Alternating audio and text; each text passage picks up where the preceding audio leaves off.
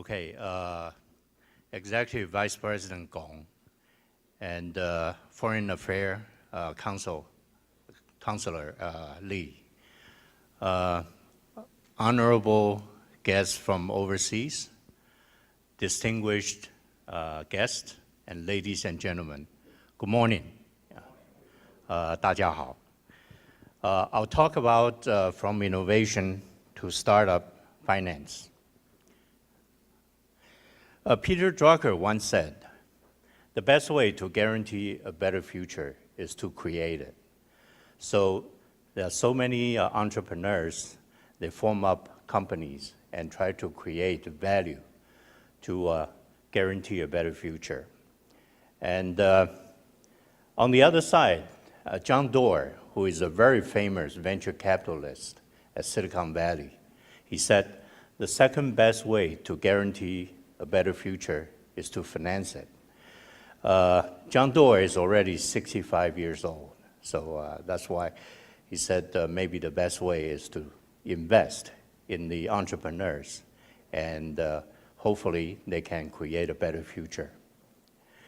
Indeed, venture capitalists and entrepreneurs, they work hand in hand, so they build a beautiful national wealth in the United States.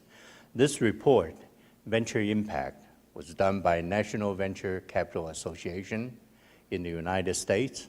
That was published in 2011. This is really the venture industry started in the 1970s. All the best venture capital firms, for example, Kleiner Perkins and Sequoia Capital, they all started in 1972. So, and then they reached a peak, year 2000, and then came the internet bubble burst. So there was a meltdown. However, the venture investment after that, in the 10 years, they settled down. So venture capitalists invest $28 billion in 300 new startup companies in the past every year. Now, because of the working hand in hand, they create enormous national wealth. And for example, this shows in 2010, those venture-backed company was able to accumulate a national wealth of $3 trillion. And that is constitute about 21% of the United States GDP. And also create lots of jobs, 12 million jobs in 2010. And that's about 11% of the US job market.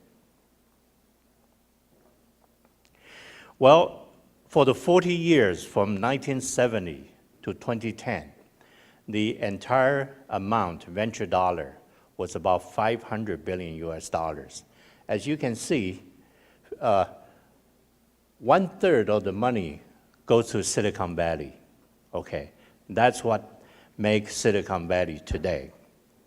And then this is Boston, about 59 billion, and the New York City, about 40 billion. So sum up together, 20% of the venture dollar goes to Boston. So no wonder these become the hotbed. Silicon Valley and the East Coast become the hotbed for innovations and entrepreneurship. And of course, along the way, they make so many very, very famous entrepreneurs. They all started with Hewlett and Packard. And then you can see Bill Gates and Paul Allen, Steve Jobs, and Steve Wozniak. And then more recently, you have Google's Larry Page and Sergey Brin. And then Mark Andreessen, Netscape, Amazon, Jeff Bezos, and then Mark Zuckerberg, Facebook. You know, all these guys make tremendous contribution to the world. Now, you may want to ask, how do they start their own startup companies? Normally, they all started here. Number one, you got to look into the future, okay? And then see what's missing. Oh, I'm sorry, my bad. And take a look, what's missing there. and then write it down and try to figure out a solution. From that solution, you iterate, you do a marketing study, and from there, you find your co-founder. Oftentimes, the co-founder is actually found at the very beginning, all right? And then you split your equities, and then you do your fundraising. You know, this equity split sometimes can be tricky, but then Larry Page, Sergey Brin for Google, they got 50-50. And then, however, for Microsoft, Bill Gates got 60%, and Paul Allen got 40%. And so Paul Allen hate Bill Gates, you know, all his life. So I might as well just go for 50-50. And then once you get the fund, you get the funding, and then you can execute your plan. From there, if your company is scalable, and then you may end up with the success. If not, you have to go back and start it all over again. So, however, we say live in the future. It is pretty difficult to figure out what's hot in the future, okay? Fortunate, McKinsey Global Institute in 2013 published a report. This report is called Disruptive Technologies, Advances that will transform life, business, and the global economy. Okay, this report you can actually find, you can actually Google it.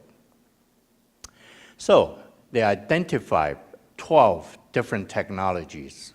Started with mobile internet, and then automation of knowledge work. And what these bars indicates by year 2025, this will be the revenues. So more conservative estimate is about $4 trillion, and more optimistic will be about $10, $11 trillion. So by 2025. Now take a look. The third one is Internet of Things, and the fourth one is cloud technology, and the fifth one is advanced robotics, and the fifth one is autonomous and near autonomous vehicles, so driverless car.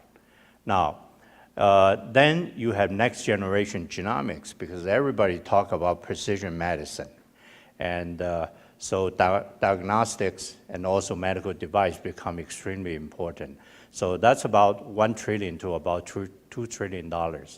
And the remainder 5 or sub 1 trillion, however, they are also important. Energy storage, 3D printing, advanced material, advanced oil and gas, and then renewable energy. So the important key is if you're working in one of these areas, and then you're okay, all right? So these 12 are extremely important. Take a look, IoT, cloud, advanced robotics, and driverless cars. Nowadays, everybody was talking about it, okay? All right, now let's take a look, innovation. The sources of innovation, oftentimes is luck, relying on luck. And then you have service innovation, you have technology-led innovations, and then you also have business model innovation, okay? Relying on luck.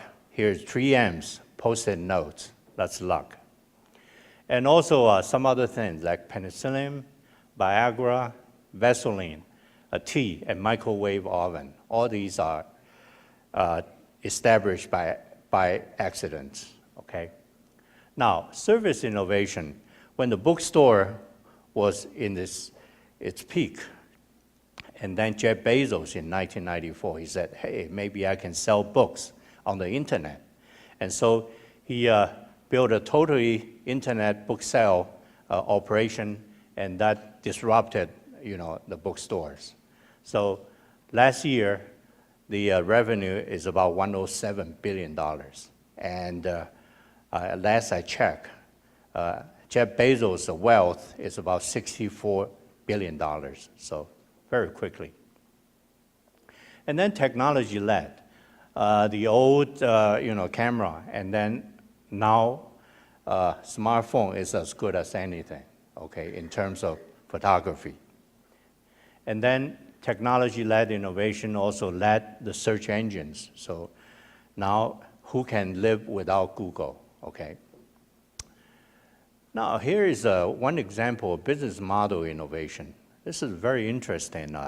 In the 1980s, there's a manufacturing company came to London, because in London, everybody take bus. This company is called bus shelter companies. So they build high quality, these are their bus shelters. They build high quality bus shelter. And the pricing is reasonable. Very quickly, they monopolized the bus shelter business in UK. So their business model is as such. They charge the community or the city for building these bus shelters. And then they design, manufacture, install these bus shelters. But a few years later, another company called APEC came in UK. And what they do is that they build identical bus shelter, but their business model is totally different. Within a very short period of time, they drove the other company out of business, okay? The business model is as such. They will build a bus shelter to the community for free. However, they retain the right to posting advertisement on the wall of these bus shelters. That's very smart, because the revenue will come recurrently. The advertising agent continue to do their advertisement on the bus shelter. So very quickly, the other company went out of business. So their business model is they built the bus shelter for free for the community. And however, they retain the rights for advertisement. They're still doing all these things. However, they charge the advertisement company for advertising with a cost. So that's very smart. So business, totally different business model. Now, venture capitalists, they love to invest in the innovative technologies and the wonderful products. Venture capital love it. So these companies, some examples are Microsoft, Apple, Intel, Medtronic, and Google. Okay, venture capitalists love it. Venture capitalists also love some companies, they have innovative business models. Okay, these companies would involve the Home Depot, Starbucks, Staples, Whole Foods Market, and eBay. You know, the first time I saw this list, I was so surprised. Didn't realize that Starbucks also attract venture capitalists, but they did, okay? Now, startup financing always looked like this. Okay, once you start your companies, what's in front of you is valley of death, okay? Probably 80–90% of the company failed, died within this valley of death. And the only people who can save you are the quote-unquote 3F, founders, friends, and family's money. On the other side, angels' money. Angels' dollar is very important. So you continue to consume money, and then you reach the bottom, and then on the other hand, you start showing some tractions, and then venture capitalists will take notice. And then they will invest into those better companies who can survive the valley of death. So then Series A, Series B, Series C.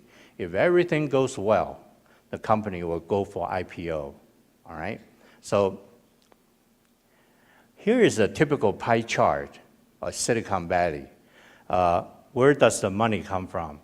Friends and family takes about self-funding, and then friends and family. The case is about 50%.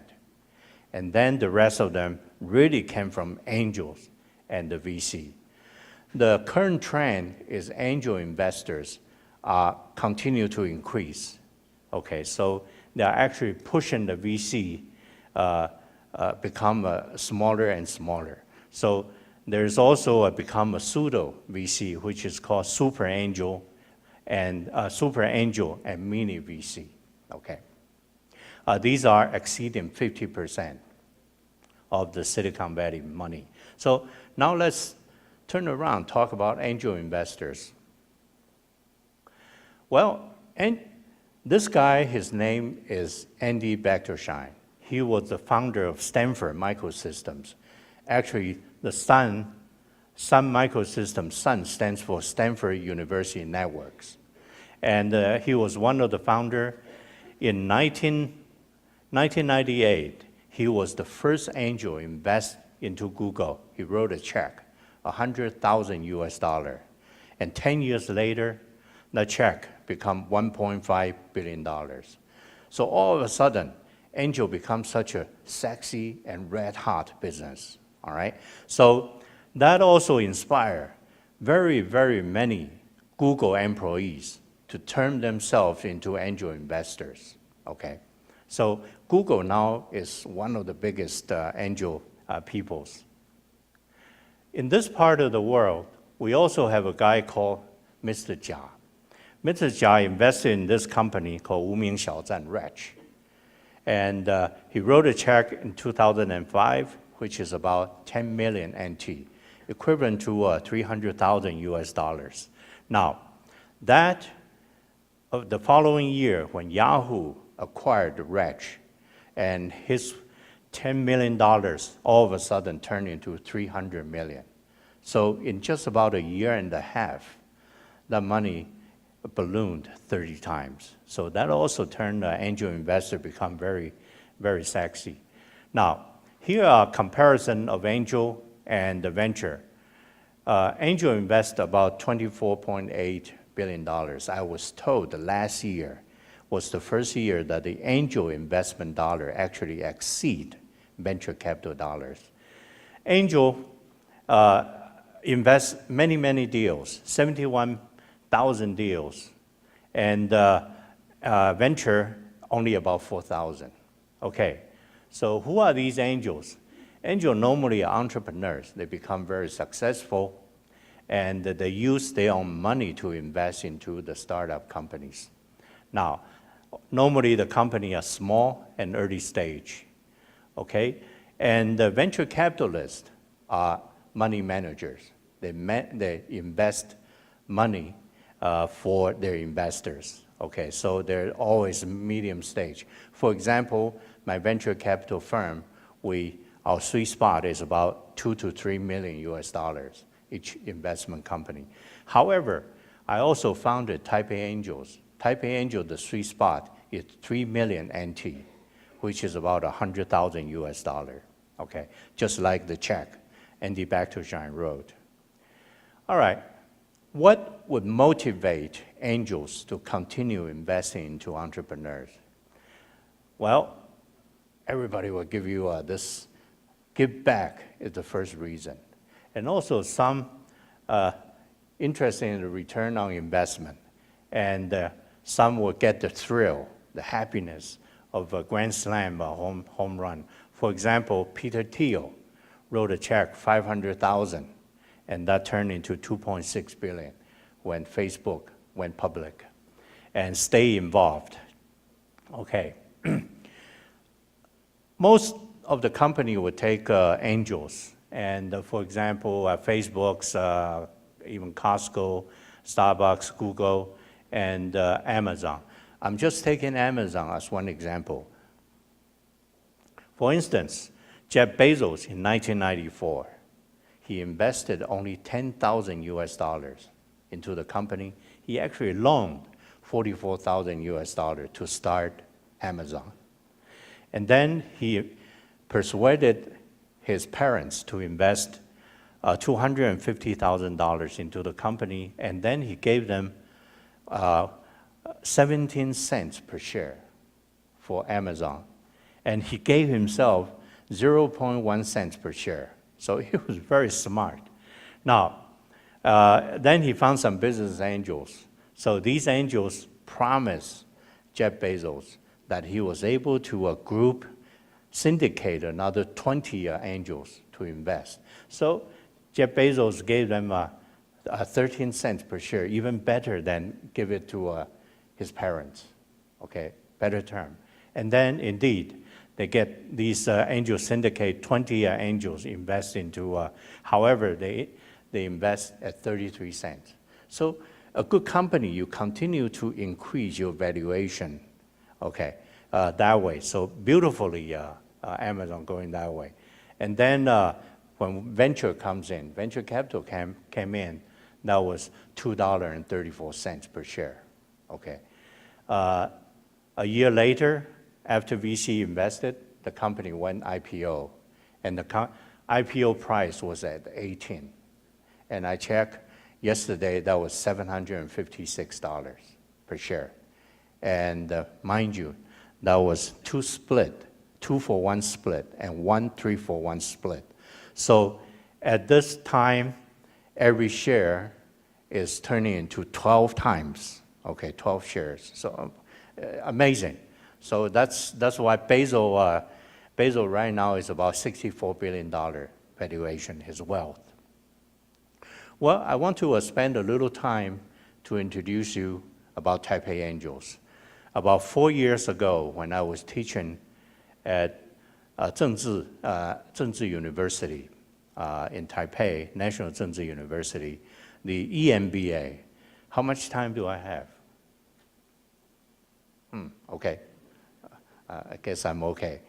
I was teaching EMBA University, EMBA Venture Capital. So at the conclusion, I normally will give about 30 minutes to wrap up the course. At the time, lots of young entrepreneurs try to start up their companies. However, I thought the most important thing is we should give them mentorship. So I decided to challenge the EMBA students.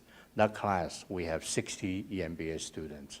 So I told them, I said, what really is missing in Taipei, why Taipei is not a Silicon Valley, is we don't have angel investors, very many angel investors who are willing to mentor the young entrepreneurs. So I challenged them, I said, you know, I introduced angel investors like Ron Conway and also Mark Andreessen, how wonderful they are at Silicon Valley. At the end, I told them, I already find a name, which is called Taipei Angels. And toward the end, the very last slide was my cell phone number.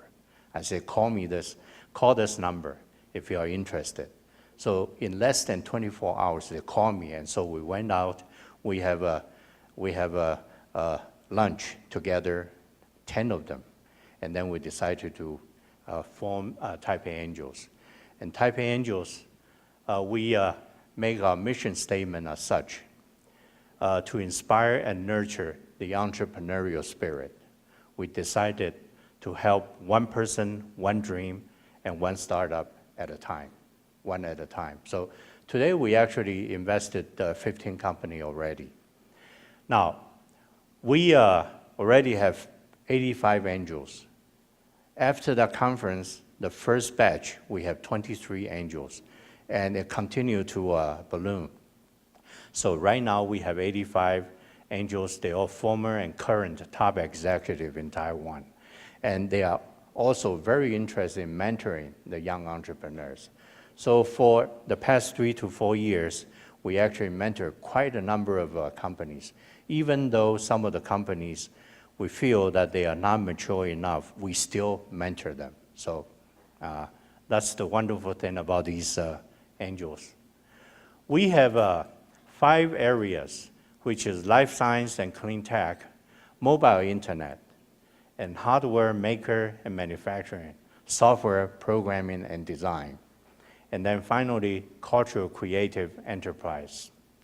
We did our first investment in September 2012, and we have our monthly Sansanhui, the third Wednesday. Actually, tonight is our Sansanhui. We normally have 3 to 5 startups will do the pitching, and a number of Taipei Angels will be just sitting in the audience, okay? Now, these are just some of our portfolio companies. They're all very wonderful companies. And I just want to give you a brief introduction about the last one, Impact. I don't know if you know, these 4 IMBA my former students, they formed a team impact, and they entered the HALT prize competition, which was sponsored by Clinton Foundation. And nearly 20,000 teams in the world entered the preliminary test. So the final company was about 250. They meet up at 5 different cities: Abu Dhabi, London, Boston, Shanghai, and the last one is St. John's in Brazil. St. John in Brazil. So each city, about 50 teams. And this team, Team Impact, we decided to mentor them, invest in them. So finally, they went to Abu Dhabi for the competition. They were the number 2. They were the runner-up for that. Only the first champions are the finalists, can enter the final competition, but they were the runner-up. So last year, interestingly, they actually invited 8 different teams to do the Indiegogo internet competition. So Team Impact then they win that internet competition, so they entered the final. They became the world champion last year, and the award was $1 million. And that was a photo. Clinton was giving them the championship. So that was also the very first time that Taiwan was invited. National Chengchi University was invited. Anyway, so today I talk about venture impact and source of innovations, business model, angel investment, Taipei Angel, and hopefully we really would like to promote Taipei as the prominent global startup epicenter. Now, remember, the key to business is having dreams. The key to success is to making dreams come true, okay? And then, remember Steve Jobs, stay hungry, stay foolish, and most important part is to have fun. So the future is whatever you make it. My advice to you is dare to dream, follow your heart, and execute your plan. So